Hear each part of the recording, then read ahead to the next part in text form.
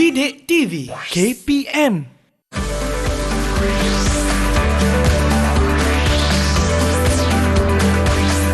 Didik TV KPM.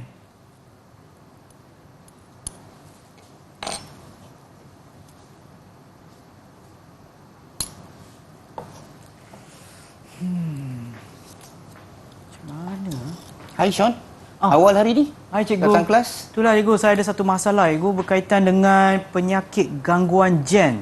Oh, penyakit gangguan gen. Okey. So tak apa Sean, hari ni kelas hari ni cikgu akan ajar Sean macam mana nak menyelesaikan masalah Sean. Oh, okey, boleh cikgu? Boleh boleh. Jom kita masuk kelas cikgu. Okey, jom cikgu. Alright, jom.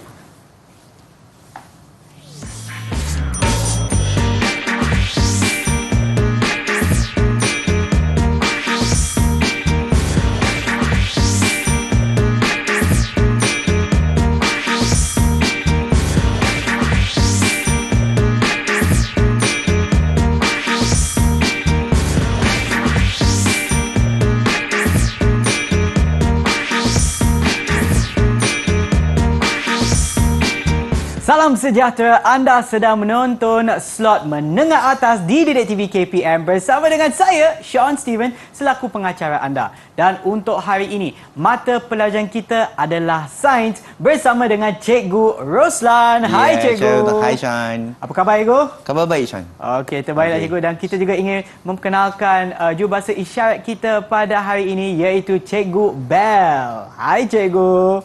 Apa khabar Cikgu?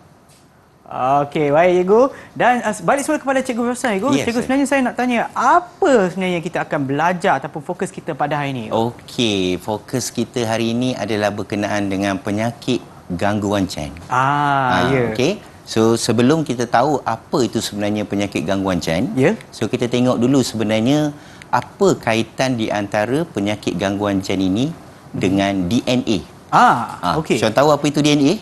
DNA itu ada pada badan kita tapi... Ada pada badan kita ya? Nama panjang dia tak pastilah Cikgu. Nama panjang dia. Okey. So kita tengok kat sini. Kita Ya. tengok sama-sama. Okey, DNA ataupun nama panjangnya adalah acid deoxyribonucleic. Okey. Okey. Dalam bahasa Inggeris deoxyribonucleic acid. Okey. Okey, terdiri daripada unit-unit asas yang dikenali sebagai nukleotida. Baik. Okey, dan kita ada setiap nukleotida itu terdiri daripada 3 komponen yang utama, iaitu gula deoksiribosa, base bernitrogen, Ya. dan kumpulan fosfat. Okey. Okey, dan untuk DNA ini juga terdiri daripada 2 rantai polinukleotida. Kalau Sean boleh tengok pada di hadapan kita ni ada ini. contohnya, betul. Alright, so dia berpintal antiselari antara satu sama lain untuk membentuk struktur yang dikenali sebagai helix ganda 2. Tengok dia berpintal Ya. pada struktur tadi. Okey, dan dia mempunyai dua ikatan macam dua ini macam dua rantaian dua rantaian yang kita kenali sebagai helix ganda 2. Okey, tapi apa kaitan DNA dengan penyakit gangguan gen? Okey, bagus soalan tu Sean. Ya. Sebenarnya kaitan dia sangat-sangat berkait. Iaitu di mana dia melibatkan satu jenis keadaan kita panggil dia mutasi. Mutasi. Mutasi apabila berlakunya mutasi ini, kita tengok dia melibatkan perubahan yang spontan dan rawak berlaku kepada gen dan kromosom yang boleh menyebabkan perubahan ciri kepada anak yang mewarisi bahan genetik terubah suai tersebut. Okey. So maksudnya semua DNA tadi datang daripada ibu ataupun bapa, Ya. akan diturunkan kepada anak, dan apabila berlaku perubahan yang spontan tadi yang menyebabkan ada satu pengubahsuaian genetik, Ya. itu yang kita panggil dia sebagai mutasi. Okey, kita ada 2 jenis mutasi Sean. Ya. Okey, murid-murid di rumah pun tahu bahawa mutasi dibahagikan kepada 2, iaitu mutasi kromosom dan juga mutasi genetik, atau kita panggil dia sebagai mutasi gen. Ya. Okey, apa kaitannya nanti mutasi gen ini? Mutasi gen itu disebabkan oleh perubahan kimia yang berlaku kepada sesuatu gen. Okey. Kalau Syam boleh tengok pada struktur DNA ini, Ya. Syam boleh nampak ada satu-satu, murid-murid di rumah pun boleh nampak ada satu bentuk yang ada berbeza. Mungkin dari segi warna di sini kita nampak. Okey. Okey. Yang ini yang berubah apabila bercantum datangnya daripada ibu dan bapa. Ibu bapa tadi dia membekalkan gen kepada anak tadi dan berlaku perubahan tadi yang menyebabkan perubahan secara rawak, berlakulah penyakit gangguan gen. Okey, mutasi gen juga boleh menyebabkan perubahan ciri yang dikawal oleh gen tersebut. Okey, kalau kita tengok penyakit gangguan gen ini, kita tengok dia dari segi bagaimana bahagian yang kecil-kecil. Syam boleh nampak yang warna biru, warna kuning, warna merah. Bagaimana dia tersusun? Ini kita panggil dia sebagai satu allele yang membawa trait penyakit.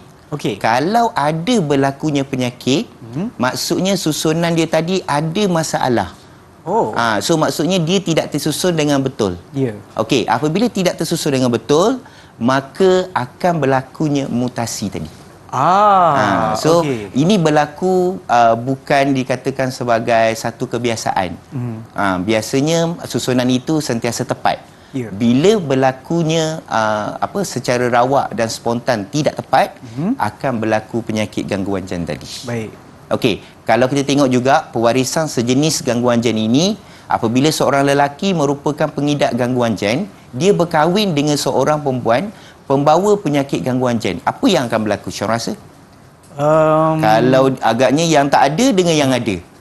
So maka dia akan bawa dua genetik yang mempunyai gangguan tadi. Salah seorang membawa gangguan tadi yang menyebabkan anak yang dilahirkan akan mengalami penyakit gangguan gen. So maksud Sean jangan risaulah. Sebabnya memang bukan daripada Sean sendiri, mungkin ada datang daripada keturunan-keturunan yang dah lepas. Macam tu. Okey, sekarang saya dah faham dah apa betul. Kaitan DNA dengan penyakit gangguan gen. Okey. Dan sekarang kita akan berehat seketika, kembali semula selepas ini di slot menengah atas di Didik TV KPM.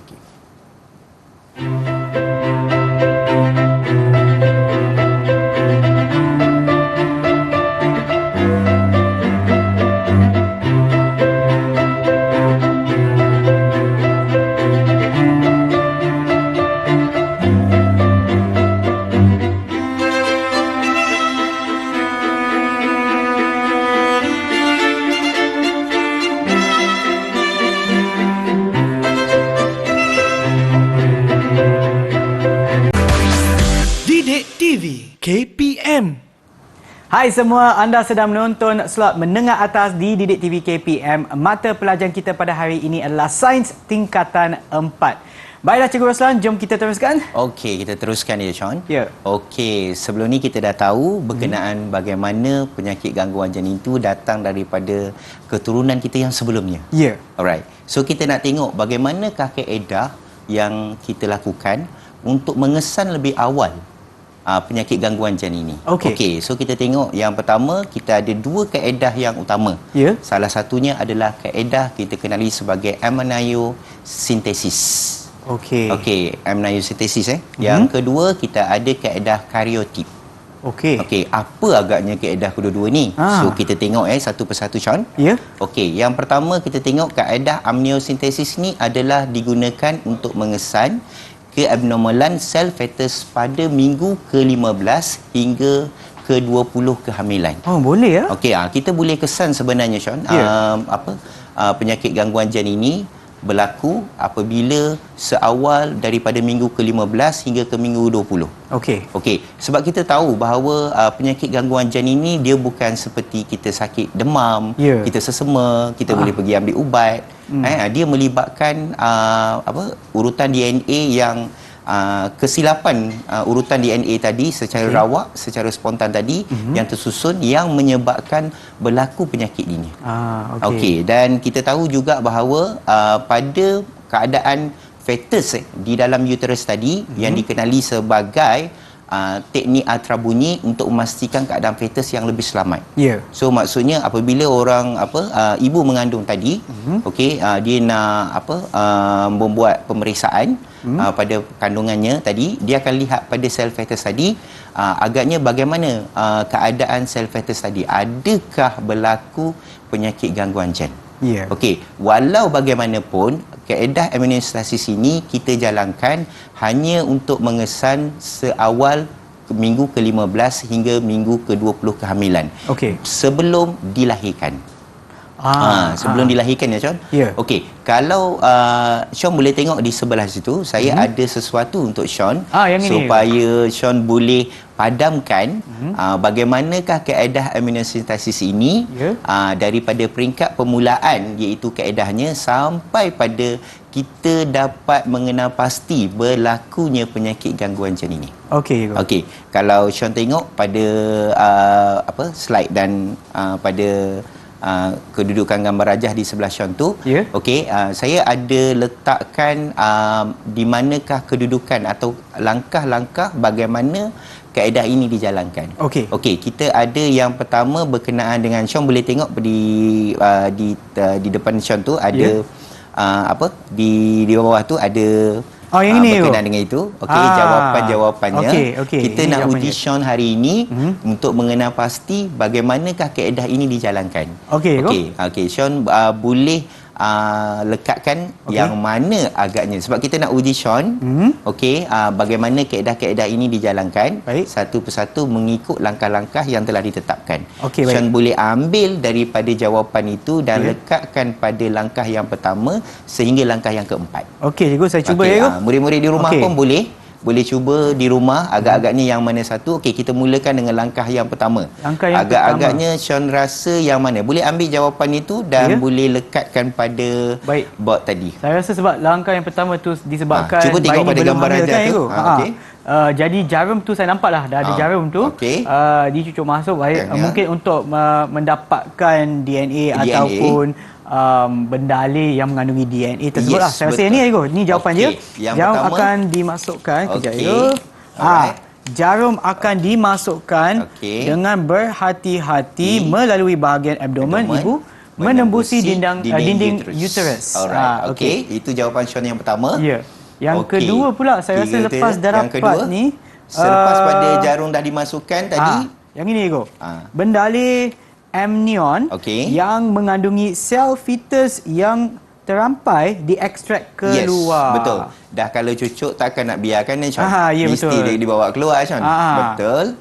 Alright, kita tengok dulu jawapan Sean tu betul ke tidak dengan jawapan sebenar. Okey, baik. Okey, so kita tengok yang ketiga, Sean. Okey. Apa ke yang ketiga? Yang ketiga, Ego. Saya rasa adalah ini. Okey, lepas kita dah ekstrak ataupun keluarkan benda alih amnion tu. Okey, saya rasa yang ini, Ego. Benda alih amnion ni kemudiannya diempakan untuk mengasingkan benda alih amnion. Mengasingkan benda alih amnion dengan sel fetus. Okey, dan jawapan Sean yang keempat. Keempat pula yang ini. Apakah langkah yang keempat? Yang ni yang tertinggal, yang tinggal yang ni sahaja dah. So, kita ada sel fetus yang terasing akan digunakan untuk mendapatkan kariotip. Okey. Ini jawapan saya ke? Ini jawapan Sean Alright. Okey. Kita tengok juga jawapan murid-murid di rumah. Murid-murid di rumah boleh semak ya. Betul ke tidak jawapan Sean tadi? So, kita semak betul ke tidak? Yang pertama, yang kedua dan yang ketiga. Sean rasa macam mana? Betul semua ke? Saya rasa saya agak confident Ego dengan jawapan saya. Confident betul semua? Betul. Okey, kita tengok satu persatu ya. Okey, yang pertama kita tengok. Betul, jarum dimasukkan dengan berhati-hati melalui bahagian abdomen ibu menembusi dinding uterus. Okey, tengok pada gambar rajah tadi, murid-murid pun boleh nampak ada jarum yang masuk melalui bahagian abdomen ibu menembusi dinding uterus. Okey, yang kedua, kita ada benda alih amnion tadi mengandungi sel fetus terampai diekstrak keluar. Maksudnya dah di jarum dimasukkan tadi. So kita tarik jarum tadi, kita dapatkan cecair amnion tadi. Okey, atau benda alih amnion tadi. Okey, jawapan Sean yang kedua pun betul. Okey, tahniah Sean. Kita tengok yang ketiga dan yang keempat ya. Murid-murid di rumah macam mana? Pasti pun sama juga kot. Mesti betul Okey, yang ketiga kita ada bendali M-Nayang ini kemudian diemparkan. Okey, untuk mengasingkan bendali M-Nayang dan sel fetus. Okey. Okey, yang diemparkan itu tadi kita gunakan satu mesin, nama dia adalah chromatography. Okey. Iaitu TLC, thin layer chromatography. Okey, baik. kita emparkan supaya dia mendap. Dia mendap. Okey. Bila dia mendap ke bawah, baru kita pergi yang ketiga, iaitu yang keempat. Sel fetus yang terasing akan digunakan untuk mendapatkan keratin. So maksudnya kita dah dapat hasil dia tadi. Dah kita ambil cecair dia tadi atau bendali M-Nayang tadi, kita masukkan, kita emparkan, kita suntik, kita keluarkan, kita emparkan dan kita akan dapat hasilnya tadi adalah sel fetus. Tahniah Sean. Terima kasih Gu. Saya dapat Memang tepat ada markah jawapan dia. untuk saya. Ada markah. Ada markah. Ada. Yang ini saya bagi 5/5. Walaupun jawapannya 4. Okey, terima kasih Cikgu. 5/5 Okey. Tahniah Sean. Okey, kita teruskan ya Sean. Ya. Okey, kita ada tayangan video bagaimana sel daripada sel fetus tadi, okey, kita akan jadikan dia sebagai bahan untuk penentuan keratin. Okey. Ini kaedah yang kedua. Tadi kaedah yang pertama Okey, kita tengok video ini. Okey, jom. Okey. Okey, kalau kita tengok pada video yang terpapar ini, iaitu kaedah yang sama digunakan, iaitu mengambil sampel daripada bendali M-Nayang tadi. Ya. Okey, dimasukkan ke dalam, diemparkan, dimasuk dalam tabung uji, diemparkan. Okey. Okey, seterusnya kita nampak apabila berlakunya pengemparan tadi, ada mendakan yang ada di bawah tu, dia akan masukkan ke dalam piring Petri. Okey. Okey, dan piring Petri tadi kalau kita tengok ada beberapa bahan yang kita kenali sebagai kromosom. Okey, dalam campuran biochemical analysis ataupun bahan chemical tadi dicampur bersama untuk memastikan kedua-duanya adalah sebati. Okey. Okey, sebab dia sebati tadi kita nampak pada kromosom analisis tadi kedudukannya nampak lebih jelas apabila kita buat untuk proses menggunakan mikroskop. Okey. Okey. So kalau kita tengok juga di sini bahawa proses ini berlaku mengambil masa yang agak lama kerana kita nak mengemparkan ataupun kita nak emparkan untuk menghasilkan sampel yang mendap itu juga mengambil masa. Ya. Okey. Apabila proses ini berlaku, maka kita akan bawa kepada bahagian makmal untuk dianalisis dan akan dilihat di bawah menggunakan mikroskop. Okey, saya akan tunjukkan kepada Sean bagaimana proses ini berlaku. Baik, Cikgu. Okey, so kita akan tengok satu persatu. Yang pertama, kita akan tengok bagaimana sampel tadi diambil, okey, dan diletakkan daripada piring Petri tadi. Okey, kita ambil satu sampel di sini ya. Okey, kita ambil satu sampel. Okey, dan sampel tadi kita akan letak pada bahagian sisik kaca. Okey. Okey, sampel tadi kita anggapkan tu datangnya daripada dalam tabung uji yang telah kita emparkan. So kita ambil sampel, kita curahkan, kita betulkan kedudukan dia. So kita letak di bawah mikroskop cahaya. Okey. Okey, mikroskop cahaya tadi kita gunakan cahaya padanya. Okey, kita letak pada bahagian kanta dia. Ya, Cikgu. Okey, laraskan kanta. Okey. Sean pun boleh cuba. Okey, boleh Cikgu. Sean boleh cuba. Sarung Boleh tangan pakai dulu. sarung tangan dulu.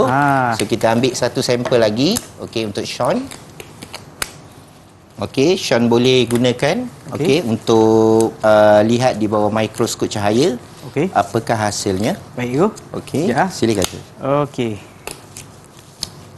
Okey, jom. Okey, silakan Okey. Okey, kita letak sebelum tu dah on mikroskop. Belum lagi. Sudah. Dah ada lampu cahaya. Okey, so kita letak Okey. di bawah sisipan kaca tadi, di bawah pelat pemegang dia. Okey. Okey, dan kita boleh laraskan kedudukan. Okey, dalam mikroskop ni kita tengok bagaimana kedudukan ni kita boleh laras. Dia boleh naik turun. Okey, yang macam ini. mana keadaan macam mana yang lebih nampak lebih jelas. Okey. Okey, murid-murid di rumah pun boleh tengok di sini bagaimana mikroskop ni dapat kita ada kuasa-kuasa yang berbeza di antara mikroskop tadi. Kita boleh laras mengikut keadaan Okey. So kita tengok apa yang ada pada slide ini.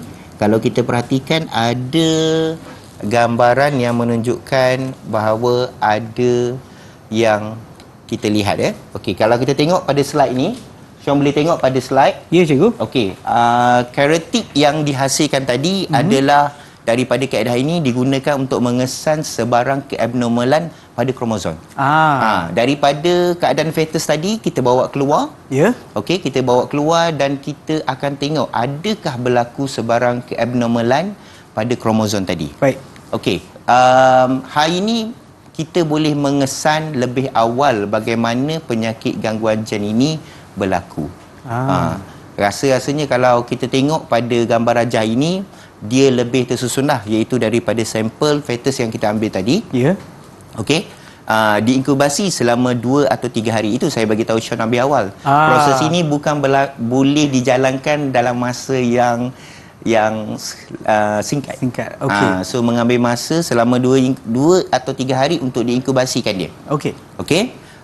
Dan penggunaan bahan kimia, sel dipindahkan dan sel tadi dipindahkan di bawah sisip kaca ataupun macam tadi lah, kaca untuk mengesan bahan kita tadi tu. Okey. Letakkan di atas sisip kaca tadi dan kita akan tengok di bawah mikroskop cahaya.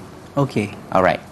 So, gambar kromosom yang dipotong, yang disusun membentuk karotid tadi akan digunakan untuk mengesan sama ada ke keabnormalan pada sel fetus yang kita ambil melalui kaedah amniocentesis tadi. So maksudnya kita boleh kesan daripada bayi lagi, Sean. Macam ada ke? Jika ada, kita boleh membuat persiapan lebih awal. Sama ada kita boleh rujuk kepada pakar yang terlibat bagaimana untuk menyelesaikan penyakit gangguan gen. Okey, cikgu. Right? Okey. So dalam aplikasi genetik ini di mana dia meningkatkan kualiti kehidupan kita. Sebab kita tahu bila berlakunya penyakit gangguan gen ini, dia akan memberikan kesan kepada kehidupan kita. So bagaimana kita nak meningkatkannya? Iaitu penyidikan genetik dijalankan dalam pelbagai bidang untuk manfaat manusia seperti kita lah.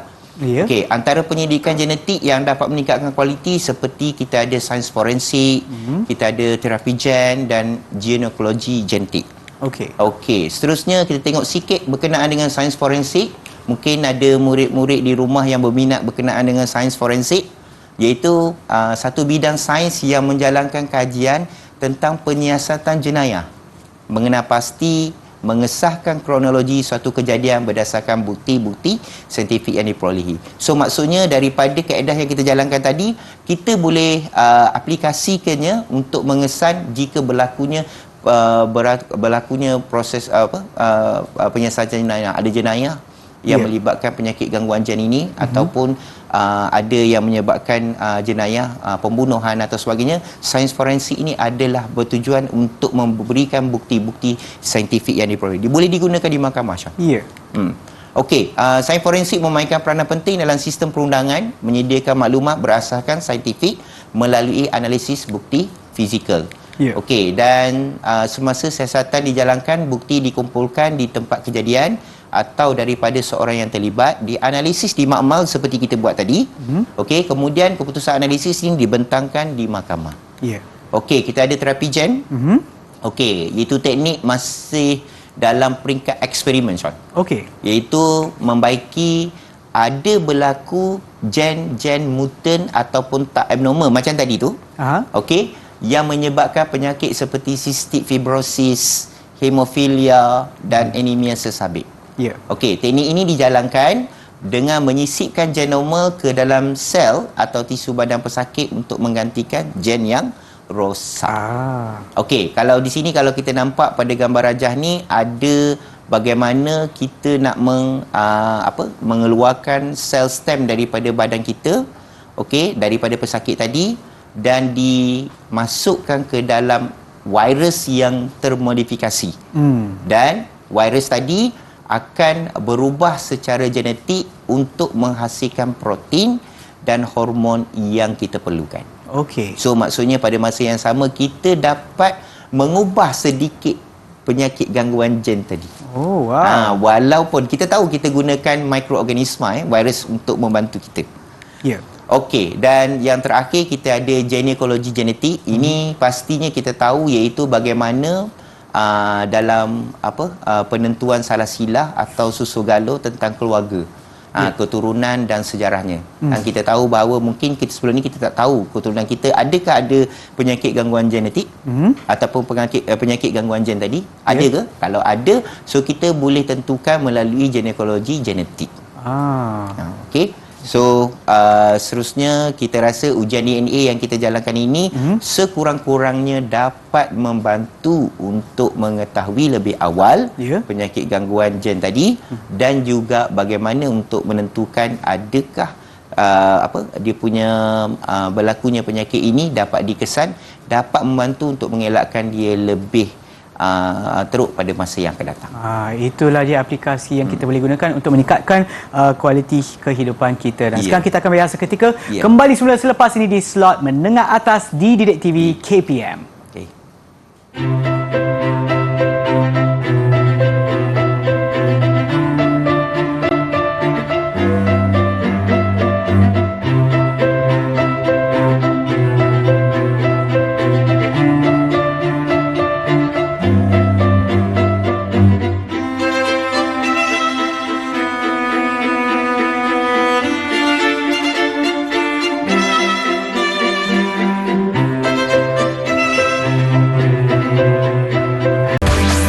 Didik TV KPM.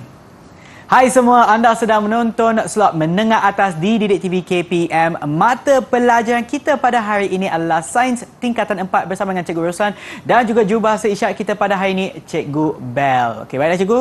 Jom kita teruskan. Okey, kita teruskan Sean. Ya. Okey, kita tengok apakah teknologi kejuruteraan genetik. Okey. Okey, apa yang kita tahu bahawa kejuruteraan genetik ni ialah suatu istilah yang kita gunakan dalam pengubahsuaian genetik sesuatu organisma.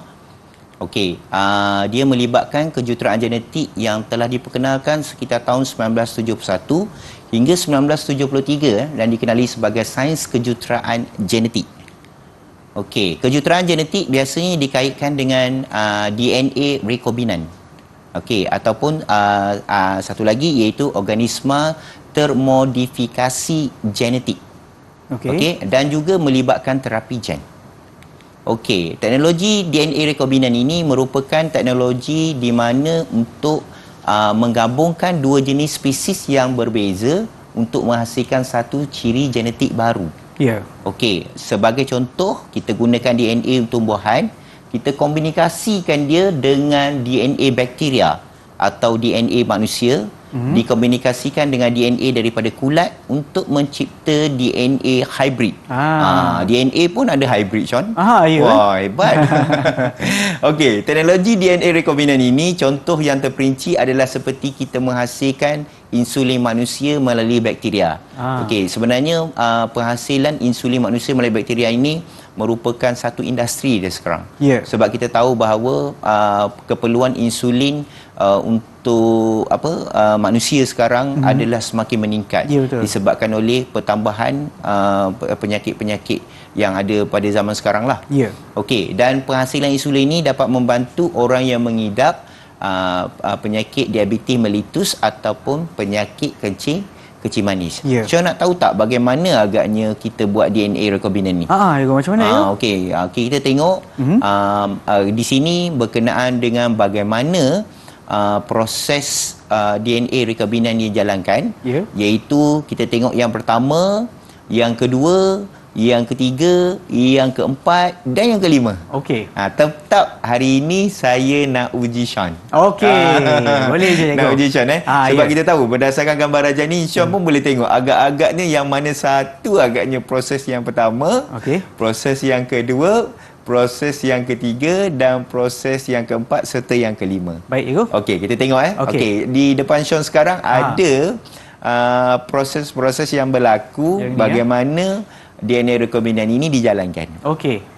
Saya cuba, Cikgu. Okey, cuba. Okey, yang pertama tu saya nampak dia macam ni, enzim pemotong. Jadi yang ni saya rasa berdasarkan jawapan yang telah boleh tunjuk kepada murid-murid kita di rumah. Ni, saya buka tu, Cikgu. Yang mana satu? Agaknya? Yang ini, Cikgu. Iaitu DNA dipotong. DNA dipotong. Ya, menggunakan enzim pemotong. Enzim pemotong. Okey, baik. Okey. Yang kedua pula adalah Okey. di sini di mana ada DNA plasmid. DNA plasmid. Okey, kita inilah tengok DNA plasmid. inilah kata Okey. kuncinya DNA plasmid terdapat Okey. pada jawapan yang kedua ataupun Okey. langkah yang kedua iaitu DNA plasmid dipotong.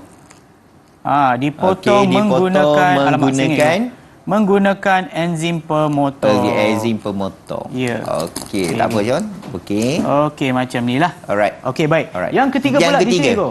Kita bakteria gunakan rekombinan. rekombinan Ini Okey. dia, Ego, sebab Alright. kata kunci dah ada kat Kata sana, kunci-kunci Ego. dah ada Ya. Alright. Okey, Okey, saya yang dekatkan ni. ketiga DNA rekombinan. Okey, dimasukkan ke dalam sel bakteria. Baik. Okey, kita pergi yang keempat Sean. Yang keempat pula, Okey, tangki ada taki penampaian tu. Itu Okey. dah sebagai clue tu. Dah jumpa dah, Ego. Dah dari clue ya. Okey, di sini. Okey. Iaitu Bakteria bakteria rekombinan tadi. Okey, mengganda dimasukkan di dalam di tangki dalam taki penampaian. Dan yang terakhir Okey, dah dan ada yang dah, Ego. terakhir iaitu pasti kita nampak dah ada clue juga, iaitu berlakunya proses pengekstrakan Dan penulinan insulin manusia. Wah, kita semak dengan jawapan. Murid-murid Okey. juga boleh semak. Baik. Betul? Wow. Betul lah, Ego. Kelima-limanya betul. Ah. Tahniah Sean. Tambah lagi 5. 10/10 untuk Sean. Terima kasih, Tahniah Sean. cikgu. Alright, tahniah. Tepat sekali jawapan Sean. Okey, Ya. murid-murid juga di rumah boleh scan ada QR code untuk video bagaimana teknologi DNA rekombinan dijalankan. Ya. Tapi kita nampak pada video ini bagaimana proses yang realiti berlaku. Okey. DNA rekombinan. Okey, kita tengok pada video yang kita dah sediakan. Okey, kalau kita tengok pada sini ada berlaku keadaan pemotongan pada DNA tadi. Ya. Okey. Menggunakan enzim pemotong. Okey, dan gen insulin manusia tadi dipotong juga kepada beberapa peringkat. Okey, dan terusnya dia akan bergabung dengan DNA yang telah kita potong pada awal tadi. Okey, ataupun kita panggil dia plasmid diisolasi menggunakan enzim ligase. Ya. Okey, plasmid tadi disisipkan dengan gen insulin.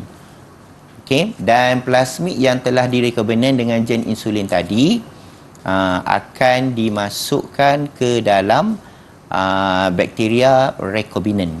Baik. Okey, ditumbuhkan di dalam medium tumbuh bersama dengan bakteria E. coli. Okey, dan bakteria ini akan ditumbuhkan disimpan di dalam tangki penampaian. Kultur bakteria yang positif ini akan menghasilkan insulin, dan insulin yang telah diverifikasi telah dihasilkan. Sangat mudah dan sangat singkat masanya yang diambil. Okey. So ini salah satu daripadanya untuk teknologi rekombinan. Yang kedua, kita ada organisma termodifikasi genetik GMO. Selain daripada kita menghasilkan insulin tadi melalui DNA rekombinan, kita ada yang kedua iaitu organisma termodifikasi genetik GMO. Okey. Iaitu singkatannya adalah genetically modified organism. Mengubah suai tumbuhan dan haiwan, bakteria serta virus. Baik. Okey, secara genetik, Sean. Okey, dan kita tahu teknologi ini menggabungkan gen daripada dua spesies yang berbeza, malahan boleh dilakukan dengan menggunakan gen haiwan dan gen tanaman, gen bakteria untuk menghasilkan organisma termodifikasi genetik GMO. Okey. Dengan ciri baru, tidak mungkin boleh dihasilkan melalui proses persilangan tradisional. Ya. Secara tradisional tak boleh jadi. So kita kena lakukan proses GMO tadi. Ya. Okey, dan yang akhir sekali kita ada organisma termodifikasi ini adalah berkait dengan bagaimana dia mengandungi perubahan khusus yang diperlukan untuk meningkatkan kualiti komersial. Ya. Kita tahu bahawa kualiti komersial ini adalah penting apabila tumbuhan tadi dulu 2 tahun, 3 tahun baru kita dapat hasil. Sekarang ni tak sampai setahun pun kita dah dapat hasil. So itu adalah salah satu daripada kelebihan daripada organisma termodifikasi genetik ataupun GMO tadi. Okey, terima kasih, Okey, Ibu. Dan sekarang kita akan berehat seketika. Kembali semula selepas ini di slot menengah atas di Didik TV KPM. Okey.